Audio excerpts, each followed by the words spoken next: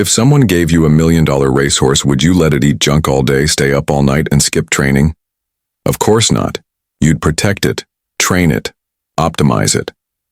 Now, here's the real question.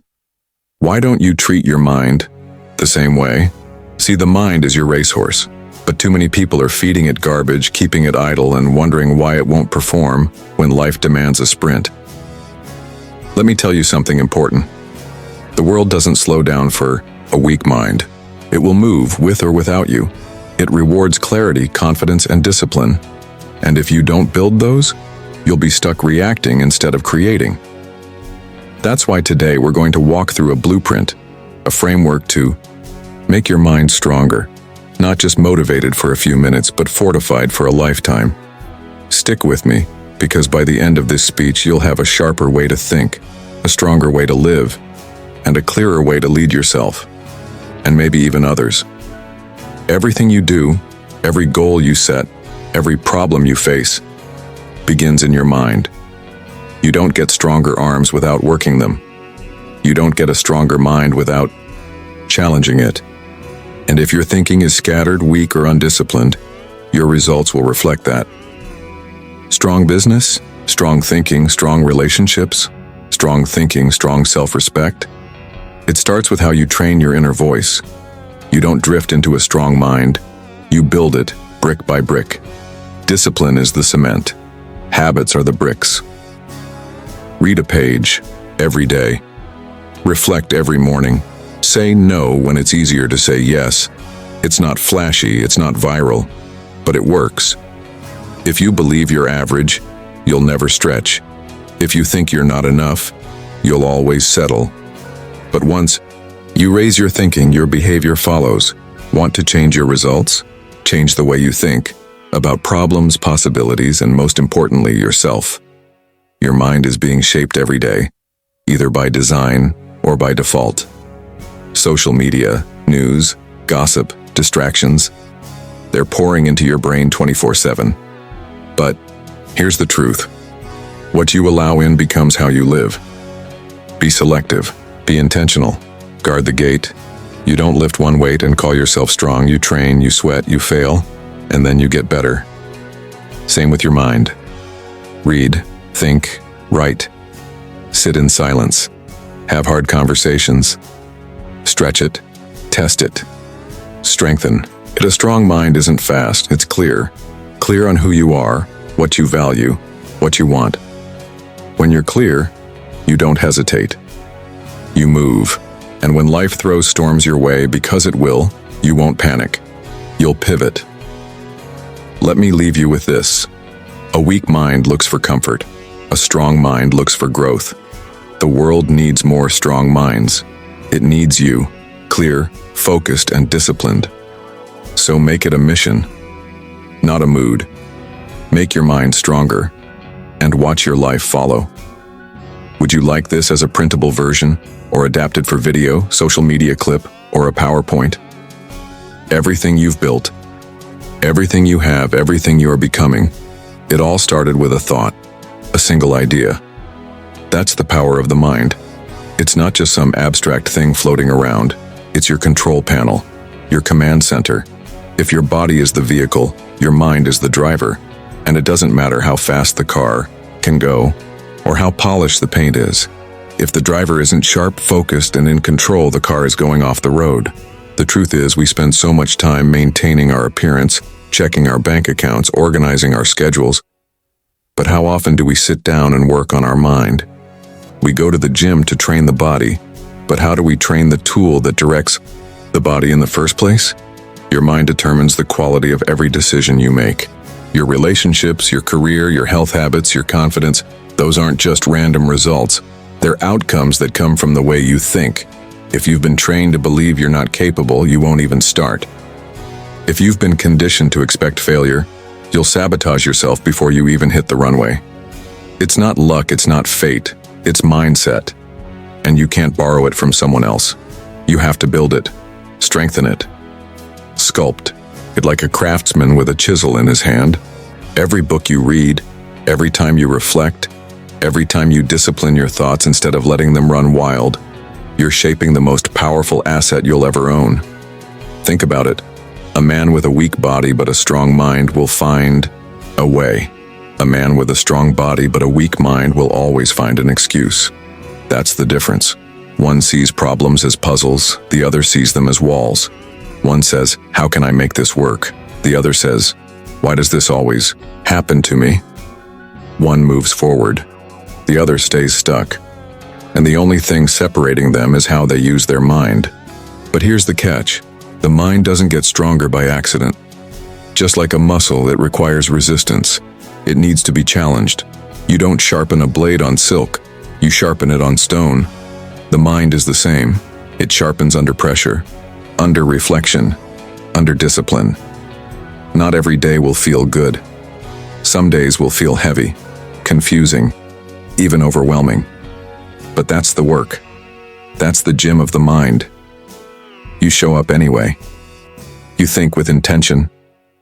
You push back against the lazy thought, the fearful thought, the negative assumption, and you replace it with something stronger, something clearer, something more empowering. Because in the end, the strongest tool you have is not your voice, not your talent, not your charm. It's the mind behind it all. And the moment you take responsibility for it is the moment everything starts to change. Discipline is not punishment. It's not restriction. It's not some heavy chain that keeps you from living freely. In fact, discipline is the very thing that gives you freedom. Without it, you're a slave to impulse, a servant to distraction, a puppet pulled by whatever emotion happens to show up that day. Discipline is what stands between who you are and who you could be. It's the bridge that takes you from potential to power, from desire to achievement, from weakness to strength. And the best part? It's not something you have to be born with. Discipline is a choice made daily, sometimes hourly, and it's available to anyone willing to pay attention and practice it. The undisciplined mind looks for comfort. It waits for motivation. It needs everything to feel good before it acts. But discipline doesn't care how you feel. It only asks what needs to be done. That's the real test of mental strength. Can you act with intention even when inspiration isn't there to carry you? Can you show up for your goals when no one's watching, when there's no applause, when the rewards haven't arrived yet? That's discipline. It's the quiet force that builds empires behind closed doors. While others are looking for shortcuts, discipline is laying bricks. While others are scrolling for stimulation, discipline is studying, refining, preparing. And here's what happens over time. Discipline becomes identity. You stop trying to be disciplined and you start being the kind of person who just does the work. Weakness is natural. We all feel it. But staying weak is a choice. Discipline is the cure. It's the medicine. And like most medicine, it doesn't always taste good. Waking up earlier than you want to. Saying no when it would be easier to say yes. Following through when every part of you wants to quit. These aren't glamorous moments, but they're the ones that matter. Every act of discipline is like casting a vote for the person you want to become. You don't need to get it perfect. You just need to keep voting. Enough votes and strength becomes your default setting. Enough reps and the weak version of you gets smaller and smaller. Most people wait for life to get easier so they can grow. But real growth doesn't happen when it's easy. It happens when it's hard, and you do it anyway. Discipline is the decision to show up in those moments. Not because it's fun, but because it's right. Because it builds the muscle. Because it teaches the mind who's in charge. Every day you give in, you train your mind to follow comfort. But every day you stay firm, you remind it that you're in control, that strength is being built, that your future is more important than your feelings in the moment. Discipline is not a trick. It's not a hack, it's a lifestyle, a decision you make every time you reach a fork in the road. Easy or necessary, fast or right, now or later. You can have all the tools, all the resources, all the opportunities in the world. But if your thinking is small, your life will stay small. You can't build a 10-story life with a 1-story mindset. That's the truth. You don't rise above the quality of your thinking. You rise because of it. The problem is not that people aren't capable. It's that they've trained themselves to believe they're not. Your thinking becomes your ceiling.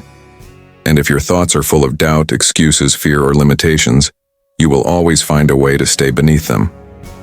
Not because you have to, but because you've decided, consciously or not, that's where you belong.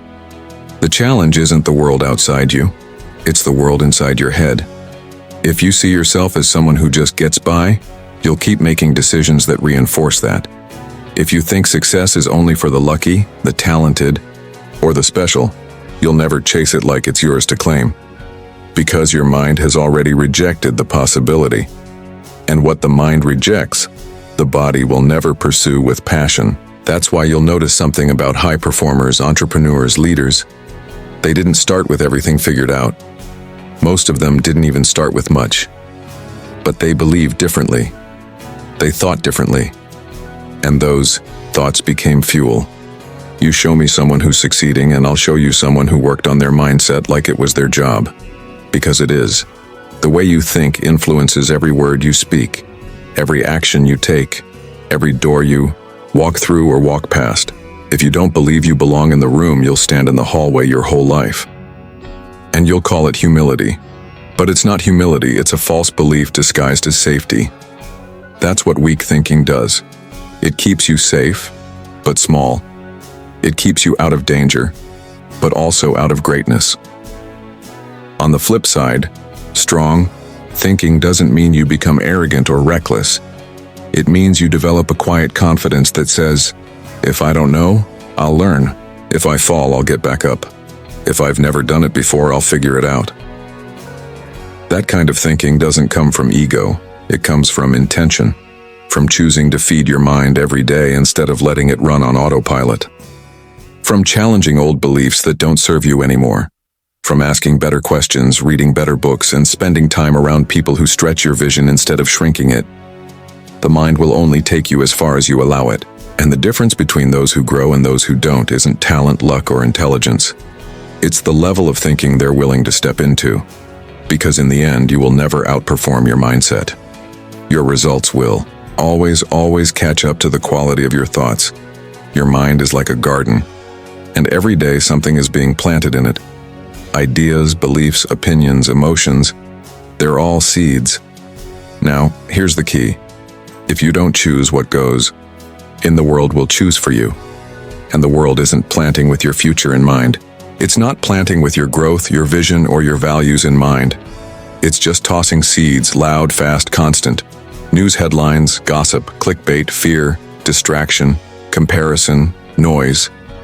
All day, every day. If you're not careful, you're not feeding your mind. You're just swallowing whatever gets thrown your way. And then people wonder why they feel anxious, confused, frustrated, directionless. It's not a mystery. It's a diet problem. Mental junk food is everywhere. And just like physical junk food, it tastes good in the moment, but drains you in the long run. Most people spend more time choosing their lunch than choosing what they feed their mind. They plan meals, track macros, count calories, and yet let any random message into their mind without question. You've got to flip that. You've got to be more selective about what enters your mind than what enters your stomach. Because your mind drives your choices. It controls your attitude. It shapes how you respond, how you lead, how you love, how you live. And if the mind is polluted, nothing around you will stay clean for long. That's the reality. You don't get a strong, focused, wise mind by accident. It comes from feeding it with intention. Read things that lift you. Listen to ideas that challenge you. Spend time with people who stretch your vision instead of shrinking it. Study principles that build your character. Reflect, journal, unplug, think. Not once in a while, daily. This is not a one-time detox. This is your mental nutrition plan. You're either feeding strength or feeding weakness. There's no neutral, everything counts, even the small things. That 5 minutes scrolling nonsense, it counted. That 30 seconds of doubt, left unchallenged, it counted. That podcast full of insight and truth, it counted. Everything you allow into your mind leaves a fingerprint. The mind is trainable, but it can also be tricked. It's designed to follow focus. Whatever you focus on most consistently, your mind will start to believe is important, even if it's not. So if you focus on fear, your mind will see danger in everything. If you focus on problems, your mind will shrink your solutions. But if you focus on growth, opportunity, wisdom, possibility, your mind will begin to look for more of it. And here's the beauty of that. Once your mind starts looking, it finds. The quality of what you're feeding yourself determines what you see, what you believe, and ultimately what you pursue. So if you don't like what your life looks like right now, don't just look at your habits. Look at what's feeding your mind. Because you're either programming your mind with purpose, or it's being programmed by the world around you, without your permission. Mental strength isn't something you're born with, it's something you build. It's not luck, and it's not a gift. It's the result of consistent training, just like physical strength. You wouldn't expect to walk into a gym, lift a dumbbell once, and walk out with bulging biceps. That's not how growth works. You've got to show up. You've got to struggle a little. You've got to break yourself down so you can come back stronger. The mind works the same way. It needs resistance. It needs challenge. It needs repetition. But most people never get past the discomfort. They feel the strain and they stop. They experience doubt and they retreat. But those moments of resistance, that's the exact place where strength is built. You don't grow strong by avoiding difficulty. You grow strong by moving through it with purpose. Every time you choose discipline over distraction, you add a rep to your mental workout. Every time you choose patience over frustration, focus over chaos, learning over complaining, that's another rep. And just like in the gym, those reps don't look impressive on their own. Nobody claps when you say no to a temptation. Nobody cheers when you get up early to study, to pray, to write, to think. But those reps add up, quietly, steadily, powerfully. And one day you find yourself standing in a moment you never thought you could handle, and you handle it. Not because the moment got easier, but because you got stronger. The mistake most people make is waiting for motivation. But strength doesn't wait for motivation. Strength is built when you take action without it. Mental strength is forged in the hours when no one's watching. In the moments when it would be so easy to quit, but you don't. When it would be so comfortable to stay the same, but you choose to stretch instead. It's the way you talk to yourself when things go wrong. It's the story you tell yourself about who you are and what you're capable of. And that story is shaped every single day by what you practice. Because make no mistake, your mind is always practicing something. Every excuse, every compromise, every time you let your emotions lead instead of your values. That's a practice. And practice makes permanent. So the question becomes, what are you practicing? Are you practicing strength, or are you practicing weakness? Are you showing up for the hard moments with grit, or are you backing down every time things get uncomfortable? You don't rise to the level of your goals. You fall to the level of your habits. And mental strength is nothing more than a habit, repeated over and over until it becomes who you are. You don't need to be extraordinary. You just need to be consistent. Show up today. Do the rep.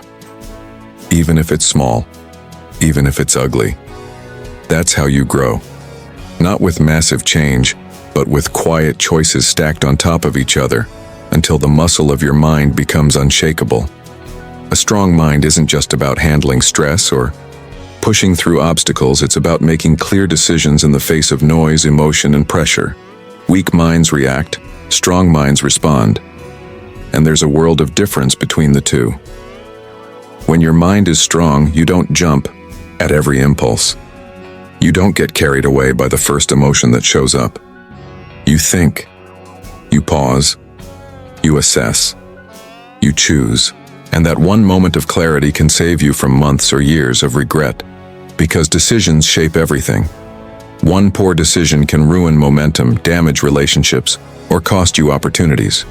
But one wise decision, made in clarity and strength, can redirect your life. And the truth is, clarity doesn't come by accident. You have to work for it. You have to clear out the clutter, get quiet enough to think, and disciplined enough to resist the urge to make decisions just to feel better in the moment. A strong mind knows that short-term relief often leads to long-term pain. But wisdom, real wisdom, chooses the opposite. It's willing to endure short-term discomfort for long-term alignment. Strong minds are grounded.